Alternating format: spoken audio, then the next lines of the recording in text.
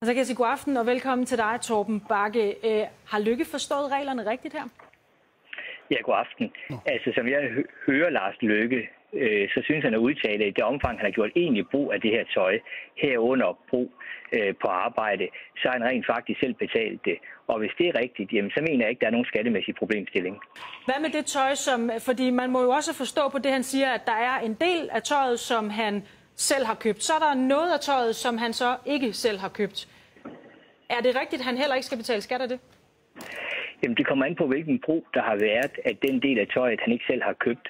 Og jeg hæfter mig ved, at han ligesom siger, at i det omfang tøjet er blevet en del af min daglige garderobe, så har jeg selv betalt.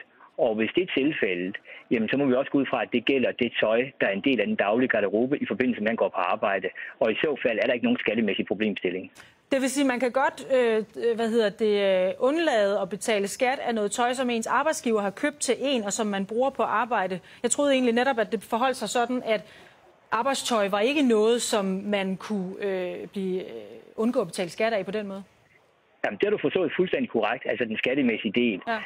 Altså forstået sådan, at det ikke er skattefrit, blot fordi tøjet kun er brugt arbejdsmæssigt. Men jeg hæfter mig ved, at Lars han siger, at i det omfang tøjet er blevet en del af min daglige garderobe, så er jeg selv betalt for det. Fordi i min optik, så det tøj, jeg dagligt bruger på arbejde, det er også en del af min daglige garderobe. Så det kommer selvfølgelig fuldt ud an på, hvordan man skal forstå det her udsagn fra Lars Løkkes side af.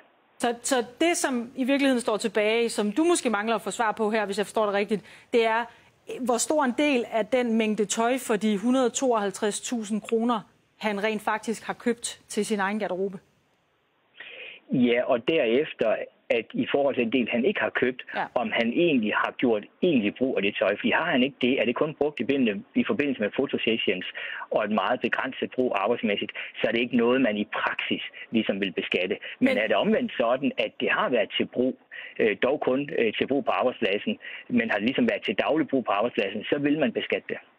Undskyld, jeg bliver detaljeret her, nørder mig lige lidt ned i det, fordi jeg skal forstå det sådan, at hvis han kun har haft for eksempel en habit på til et fotoshoot, men hvis han så beholder habitten på, når han tager ind på Christiansborg bagefter og holder et møde, så er det der balladen er, eller hvad?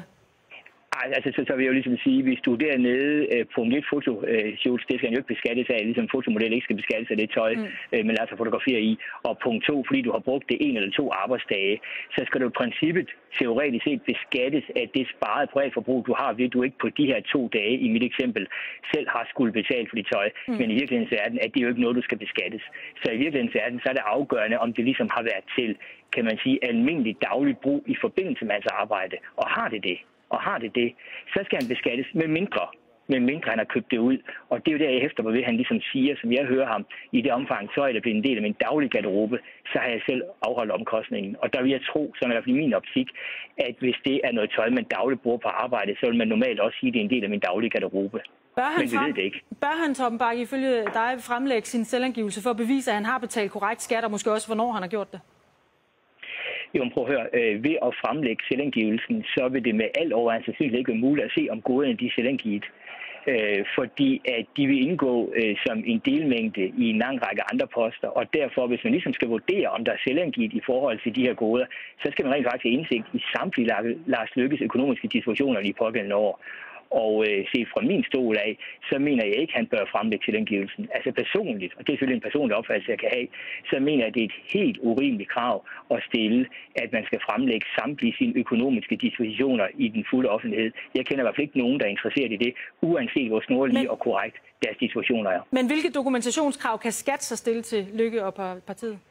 Jamen, det er klart, at skat kan jo kræve indsigt i samtlige Lars Løkkes økonomiske dispositioner. Men det er jo også derfor, at skat er undergivet en ubetinget tavshedspligt i den her type sager.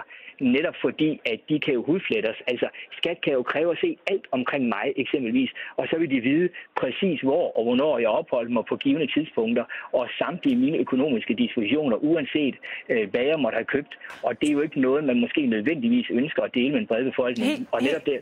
Helt kort, Torben Bakke, tror du, at skat kommer til at kræve en dokumentation af Løkke og Venstre?